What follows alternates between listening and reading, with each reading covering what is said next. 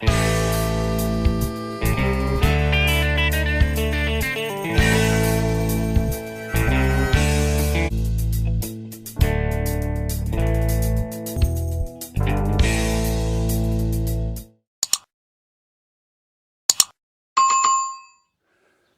right, so I'm out here with this Bolton horse that we have in for training. Been working with her for a little bit, and she's doing good. And I got the saddle on her today, and she bucked a little bit with the saddle, but nothing really film worthy or anything like that. And I have to admit that I did ride her the other day, and I had a pretty good ride on her, and it was a good ride because I was working through a lot of things with her. But I had some technical difficulties, so I wasn't able to film it. I thought I was filming it, but I evidently wasn't filming the whole thing. So one of the last things I do on a horse before I ride them, I'm going to lengthen this rein out here. That's one neat thing about riding with the McCarty setup, or Macate setup, however you call it, is I'm just going to shorten this rein to give me a longer lead rope. And with this rein up here by her neck, it kind of makes a little Feodor knot, so that if she pulls on me, the hackamore won't be pulled under her chin. You can actually pull a hackamore off of a horse by going up under their chin. So I got my little Feodor there. Put this rope over her head like so. I'll run it over her butt like so. And then I'm going to go to my right. Oh, she's going to have to stay still. There's a hesitation before I do this. And then I'm going to back up to my right and come off of her hip. And I'm not going to pull her around. I'm going to hold the rein. And then when she puts slack in it, I'm going to take the slack out of the rein. And then she'll put slack in it, and then I'll take slack out of the rein until I get my turn. Following a feel. And that was very nice. And I've done this on the ground with her with just a halter, but we're just kind of revisiting this. If your horse is finicky about their ears, you know, I do lots of pressure over their ears. I'll push down pretty good, just kind of lots of pressure over those ears. I'll do it one more time just to make sure. This is the easiest way to do this. I'm gonna hold with her, just kind of drift with her. She's got to learn to handle this. I'll ask her to back up. Don't run into that hackamore. Stand still. Now I'll drift to my right. And then she's coming towards me. So that's good. Running that rope around their butt is the easiest way to do this. The next way I'm going to do it's a little bit more difficult for them, but it's a little bit more real world scenario.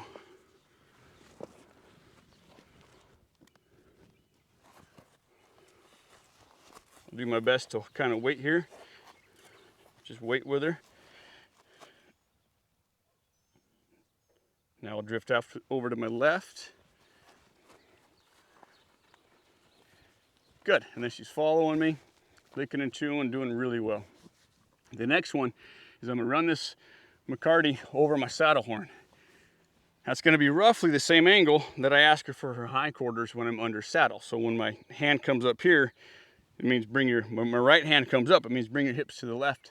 And this is gonna be almost the same angle when I'm under saddle, and the hackamore is gonna be working on her almost exactly the same as when I'm under saddle. Just a little bit of feel. I'll go with her, pick it up over the cantle. Good. Little sticky. She just took a nice big breath.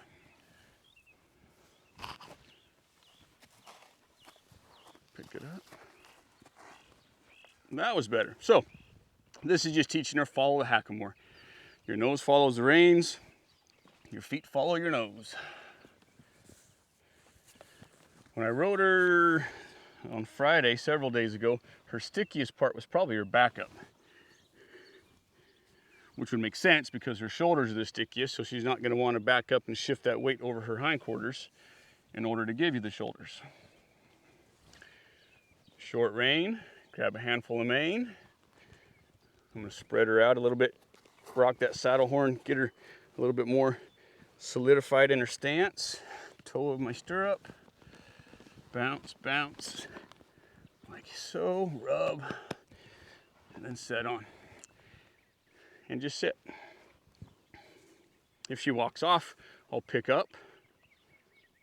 If she were to kind of squirt out and kind of escape, then I would slide my hand down her rein and I would bend her around and I'd disengage her hips. But if she's just drifting off, I'll just pick that rein up. So now I'm just gonna check some flexion. Can she flex to the right?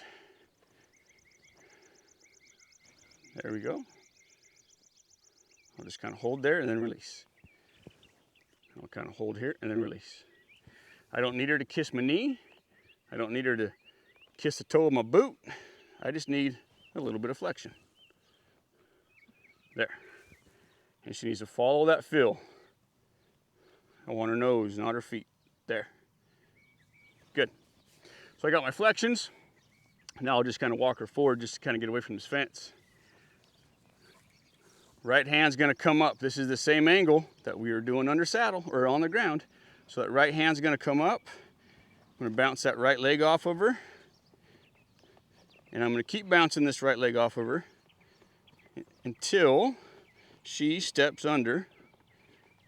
She's think like that. And then I'll release. And then left hand up, left leg back. Okay, there's her hips. Now what I'm gonna do is I'm gonna hold my left rein steady and I'm gonna take my leg off. And I want her to stop. However long it takes. So, just because I'm holding a rein doesn't mean she gets to keep moving. My leg tells her to move, my legs in my seat tell her to move, and my rein's asking her for the flexion. So I'm gonna bounce this right leg off her, get her kicking her hips out. Now I'm gonna stop kicking, hold that rein until she stops. She's backing up, she's kind of trying to figure out what I'm asking her. So I'm just gonna hold this rein until she stops. Good. Very good. Ride her on. She's not wanting to move her shoulders, but that's all right. We're going to deal with that out here in a minute. So, if I have any desire to move my horse's hips, my horse has to get the weight back. This was almost impossible when I first rode her. She started shaping up towards the end, and I apologize again, I missed it all on camera. But back up the other day was just a whole lot of waiting. I would hold here with my hands, and she'd be putting about 100 pounds of pressure leaning into it, but as soon as she shifted back, I would throw the reins at her. Any little weight shift, I would throw those reins at her. Throw the reins at her, throw the reins at her. Because if the release teaches a horse, then we want to get out as fast as we can. We want to get out at the thought. As soon as she's thinking back up, I want to get out. Brace against. And then there's that right front. So as she started backing up, I picked up that rein and I said, move that right front out just a little bit. Gave me a nice little lick and chew there. Good. Try that again. Sit deep. I'll hold. There's a little bit of back up. Good. Good. And then set that right front. Nope. Back. Hold. She's thinking. There's the backup. I'll release the backup. So I'm more or less working on the backup than I am working on the stepping out. If I don't have the step out, then I'll work on the backup. I'll hold. There's her feet. I'll hold. I'm not using any legs. And then I'm going to hold here because I want her to back up and step to the right.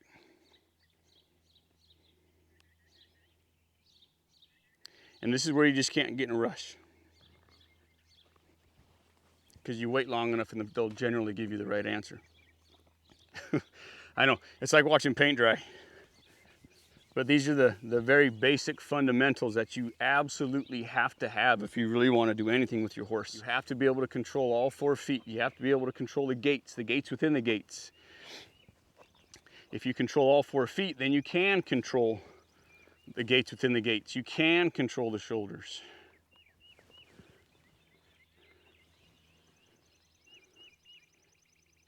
Wait her out. She's leaning on me and I'm holding. I'm not looking for any flexion. I'm not looking for nothing. I'm just looking for a weight shift back and then hopefully her feet will follow her. holding, releasing. When I'm holding, a lot of times horses will shake their head, or they'll paw, they'll shake their head.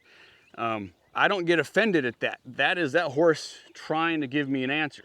So I'll take that all day long, and I would prefer them to be trying to find the answer. I want them to have some try about them, as opposed to a horse just kind of sulling up and just kind of like, I'm not doing this. I don't understand. I don't want to do it. So I like a horse that can actually start to try to solve the puzzle that I'm throwing at them. Hold. Just got to bring that right front back. There. Good. So I can start to add life in my body. I get them yielding from the hackamore. Then I can add life to it, get my basic yields, and then we can take those yields and we can ride off. I'm not going to ride this horse in very many straight lines. You know, a straight line can really get a horse impulsive, and that can really cause a horse to gain speed. And I'm working on confidence and relaxation as well as yielding. But for the confidence and the relaxation, I'll do lots of circles. Get them nice and relaxed so they can blow out. As we're walking here, we're just walking out. And I can just kind of add a little bit of pull and release, pull and slack to this right rein.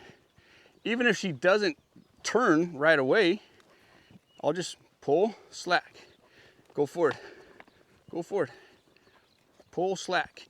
As soon as she starts thinking about turning right, then I'm throwing slack in it as we're going forward. Good. Sit deep, pick my reins up, I'll hold. That a girl. Add some life in my body. Add some life in my body. Add some life in my body. Holding and throwing slack in there. If I hold on to her too long,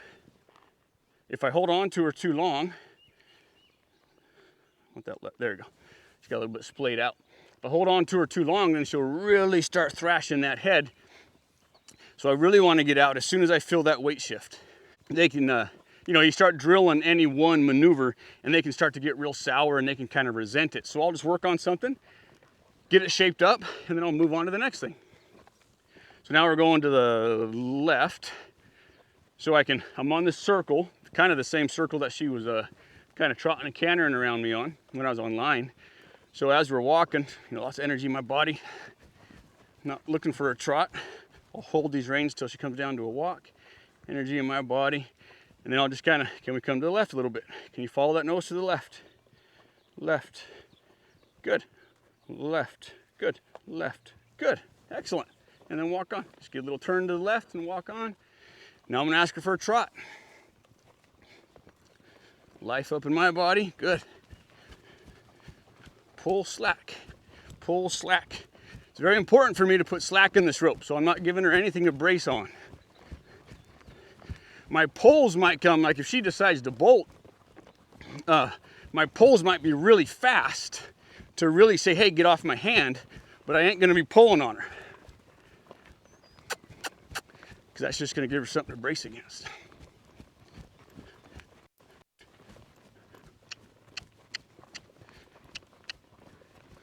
There we go.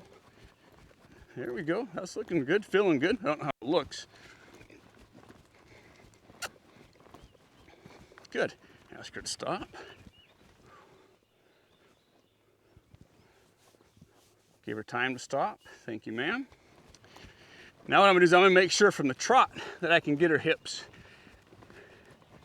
And what I'm gonna do with that is I'm gonna take my right rein and I'm gonna bring it straight back to my hip. We got a trailer pulling in, so maybe she might give me some stuff for this trailer coming in. But I'm gonna pull this right rein straight back to my hip and release. And as soon as I get that rein to my hip, I'm releasing. If I bring that rein back to my hip and I'm here, then I'll release here. I don't have to keep bringing it back to my hip. I can release it as soon as she starts thinking about stopping. Trot, trot, trot.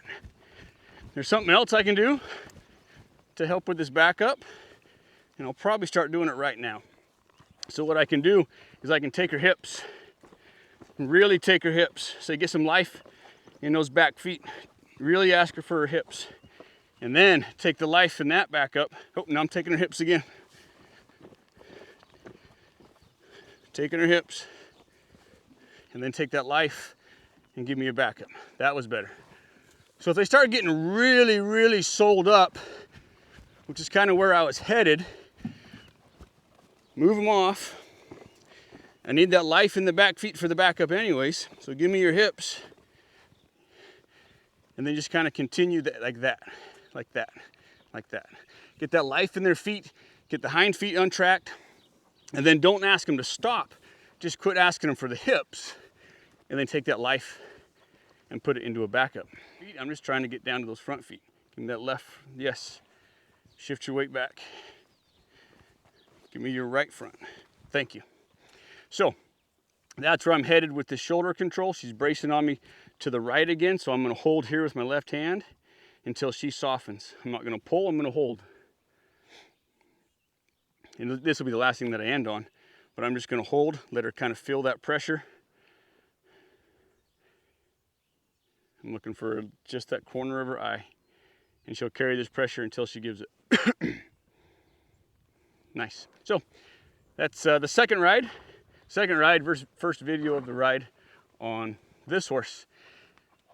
And going back to the beginning about me not riding a bolting horse, I'm going to prepare this horse as much as I can so that I don't have to ride a bolting horse. So I'll prepare this horse on the ground, and I'll prepare this horse at the walk, and I'll prepare this horse at the trot before I ever pick up the canter, so that I'm setting myself and them up for success. The less rodeos that I have, the better off I'll be. Thanks for watching.